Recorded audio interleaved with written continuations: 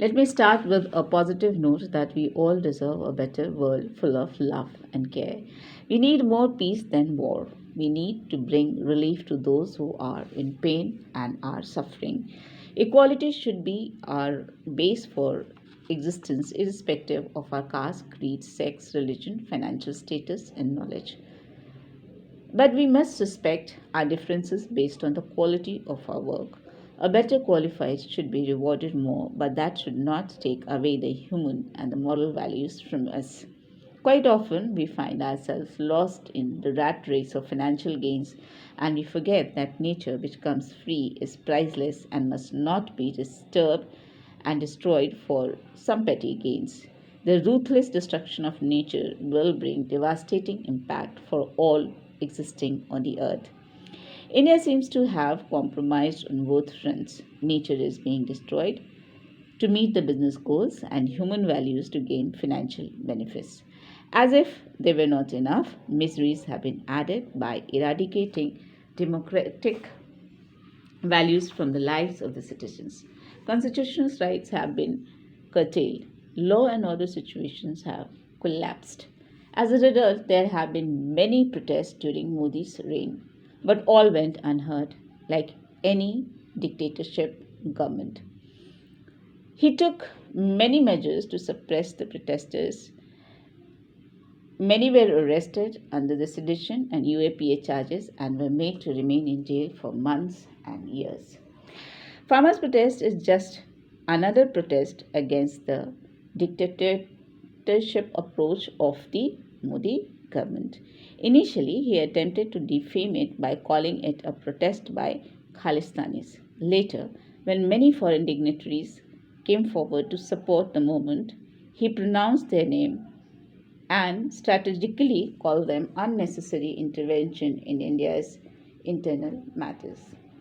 His attempt to call it Khalistani's movement just because it was getting supported by few foreign dignitaries was based on the fabricated evidences, propaganda, and false perception created by the government of India.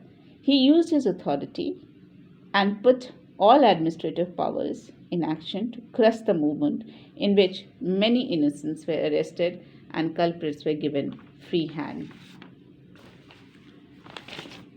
Modi called supporters of the protesters Andolan Jeevi, meaning those who were milking it in its personal interest. I still have to find out the interest except that they were abused, arrested, lathi charged, and mocked for failing every time for raising their voice. Modi ji spoke about FDI, foreign destructive ideology, which of course is indication towards me and my thoughts. I believe that every deprived voice of the nation should be heard and given timely justice, for which we need an organized system that can help fight the injustice legally and peacefully. One of the methods of which is protest. There are committed citizens from varied professions who help these sulking souls to get their rights and justice. I call them Krantikaris, which means the revolutionaries. They are not dependent on Andolans. Andolans are dependent on them.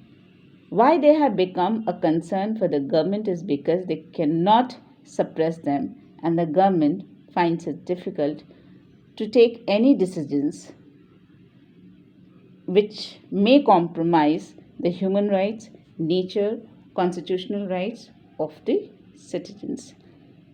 My first experiment was with AAP and Anna's civil society. While AAP was to govern, civil society would raise citizens' concerns and bring it to the notice of the government to be considered during framing of policies.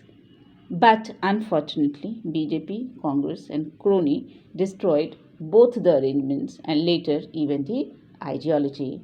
But gradually, Swaraj India and Swaraj Abhiyan emerged well, and people voice got the platform they needed. This platform is being supported by the Krantikaris and others. However, what Swaraj India forgets is that we need a government too to be successful. It has been immense challenge to save the country from deterioration on all fronts: political, social, economic, and international positioning. No wonder we all have been on our toes since 2011, risking everything we have, even lives. Now, let us talk about the lies of Modi.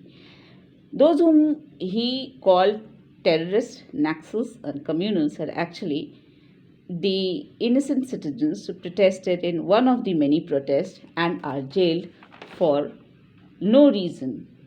Many are from CAA, NRC, and NPR protests.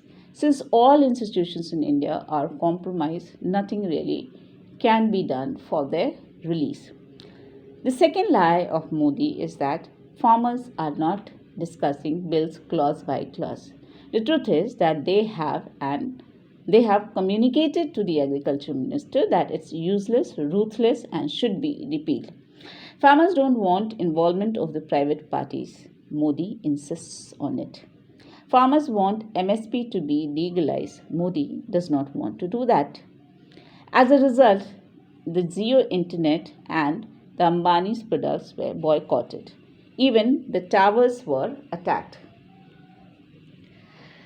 These were the outcome of the incidents and various meetings that the farmers had and where they failed. At last, I would just like to say to my Mr. Liar PM that we have dignity to keep, unlike you, so please spare us. We at least don't lie.